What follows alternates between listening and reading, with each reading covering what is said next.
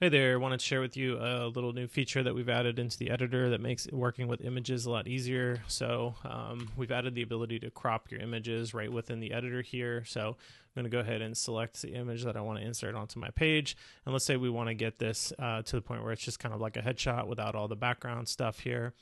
We can simply click this crop button here. And then the way that you're going to work with this, if you have a trackpad or whatever, you can zoom in using that. Or you can use this capability here to go ahead and zoom in to the appropriate level.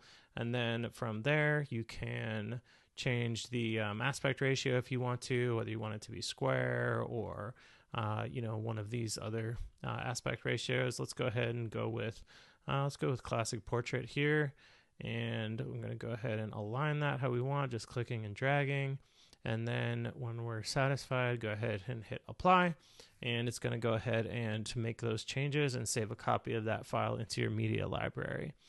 So now it is resized. We can go ahead, or it's cropped. We can go ahead and resize it to the appropriate size that we want for our page. And we are good to go.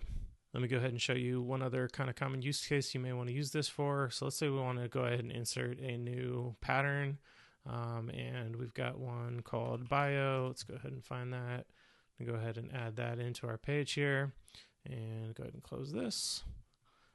So we've got this image here. It's already set to a kind of square aspect ratio. Let me go ahead and replace it.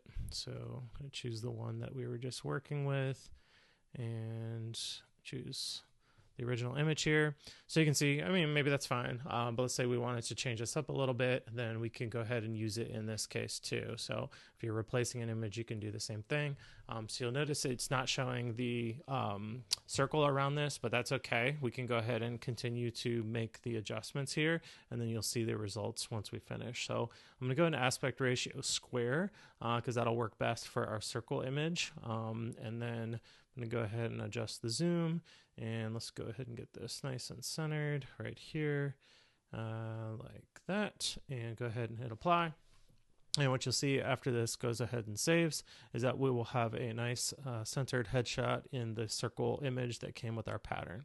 So hopefully that's helpful. Let us know if you have any questions. Thanks.